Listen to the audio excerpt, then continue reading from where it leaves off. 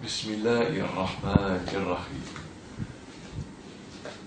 Louange à Dieu, Seigneur des mondes. Dans cette leçon que je donne aujourd'hui, nous allons continuer à vous citer les propos du serviteur d'Allah, El-Hajj Rahmatullah El-Hindi, dans son explication du mot Fils de Dieu, et vous verrez que toutes les preuves que l'on peut tirer de la Bible pour affirmer que Jésus aurait dit cela ou aurait prétendu à cela sont vaines, car toutes ces preuves s'appliquent aussi à ses apôtres, à d'autres prophètes ou aux simples croyants.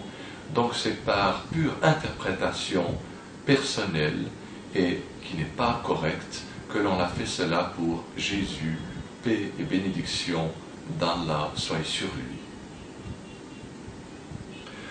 On lit dans l'épître de Jean, chapitre 4, verset 7, ce qui suit. Mes bien-aimés, aimons-nous les uns les autres, car la charité vient de Dieu, et quiconque aime les autres est né de Dieu, et il connaît Dieu. Vous voyez ici dans ce verset de l'épître de Jean, celui qui a écrit cette épître affirme que ceux qui aiment les autres est né de Dieu et qu'il connaît Dieu. Paul dit aussi dans l'épître aux Romains, au chapitre 8, au verset 14, ce qui suit, « Car tous ceux qui sont conduits par l'Esprit de Dieu sont fils de Dieu. »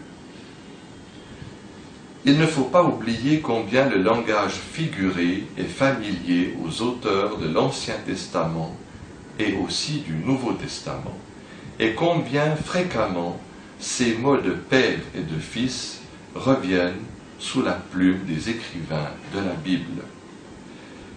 Nous en rapporterons ici quelques exemples. Luc, dans sa généalogie, au chapitre 3, au verset 38, nous dit que le Christ, Jésus, le Messie, est fils de Joseph, et que Adam, lui, est fils de Dieu. Il ne prend pas ces deux mots au sens propre, mais il veut dire que Jésus et Adam, n'ayant pas eu de père, proviennent d'une décision divine, directe. On lit aussi dans l'Exode, au chapitre 4 et au verset 22 et 23, ce qui suit, « Ainsi parle l'Éternel, Israël est mon fils, il est mon aîné. » On voit dans ces versets qu'Israël n'est pas seulement appelé ici fils de Dieu, mais même son premier-né. On lit dans les psaumes, psaume numéro 2, verset 7, et psaume 89, versets 24 et 27, ce qui suit, « Tu es mon fils, je t'ai engendré aujourd'hui. » David ici est appelé fils aîné et engendré de Dieu, et il invoque Dieu en l'appelant son Père. Nous lisons dans le livre de Samuel, le deuxième livre de Samuel, au chapitre 7, au verset 14, ce qui suit. Dieu dit en parlant de Salomon, « Je lui serai un père, et il sera mon fils. » Nous lisons aussi dans le livre de Jérémie, au chapitre 31, au verset 9, ce qui suit. On fait dire à Dieu, « Car je suis devenu un père pour Israël, et Éphraïm est mon premier-né. » Si ces sortes de titres impliquaient la divinité, Israël, David, Éphraïm, Adam, Salomon auraient plus de droit à la divinité que Jésus. Ils sont appelés fils aînés et premiers-nés.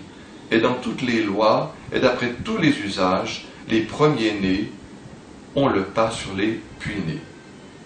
Si l'on prétendait que le Fils de Dieu unique serait Jésus, nous répondrions que ce titre devrait être pris au figuré, puisque la Bible déclare que Dieu a d'autres fils, qu'on appelle premier-nés ou engendrés. Le mot unique donc doit être pris au figuré tout aussi bien que le mot fils. Nous allons prendre encore d'autres preuves et voir que ces preuves n'en sont pas du tout pour affirmer que Jésus aurait dit ou prétendu être le Fils de Dieu. On lit dans l'évangile de Jean, au chapitre 8, au verset 23, ce qui suit. Et Jésus leur dit, vous êtes d'ici-bas, et moi je suis d'en haut. Vous êtes de ce monde, et moi je ne suis pas de ce monde. Fin de citation. Cela voudrait-il dire que le Christ est d'une essence supérieure, incarné dans un corps humain?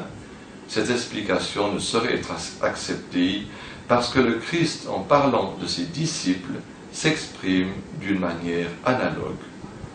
Nous lisons dans l'évangile de Jean aussi, au chapitre 15 et au verset 19, ce qui suit. Jésus dit à ses disciples, « Si vous étiez du monde, le monde aimerait ce qui est à lui. Mais parce que vous n'êtes pas du monde, mais je vous ai choisi dans le monde. C'est pour cela que le monde vous hait. » Fin de citation. Le Christ dit ici que ses disciples ne sont pas du monde, et cela n'implique pas évidemment la divinité de leur nature, car dans ce cas nous aurions autant de Dieu qu'il y a d'apôtres. Ce passage de Jean veut dire simplement « Vous recherchez les choses du monde, et moi je cherche que la vie éternelle est la volonté de Dieu. » Ce sont des expressions qui se trouvent dans toutes les bouches. On dit pour un homme consacré au service de Dieu qu'il n'est pas de ce monde. Nous lisons également dans l'évangile de Jean, au chapitre 14 et au verset 9-10, ce qui suit. « Celui qui m'a vu a vu mon Père. Comment donc dis-tu, montre-moi le Père? Ne crois-tu pas que je suis en mon Père et que mon Père est en moi? Les paroles que je vous dis ne sont pas de moi-même, mais le Père qui demeure en moi est celui qui fait les œuvres que je fais. » Fin de citation. On prétend que ces paroles sont une nouvelle preuve de la nature de Jésus et qu'il serait Dieu. C'est là encore une induction peu fondée, car nous lisons dans l'évangile de Jean, au chapitre 14 et au verset 20, et aussi dans la première épître de Jean, au chapitre 4 et au verset 12, que personne n'a jamais vu Dieu. Et également dans la première épître de Timothée, au chapitre 6 au verset 16, je cite, « Celui qui seul possède l'immortalité et qui habite une lumière inaccessible, celui que nul homme n'a vu ni ne peut voir, et à lui appartiennent l'honneur et la puissance éternelle. Amen. » Voici donc aussi une preuve pour tous ceux qui prétendent avoir vu Dieu.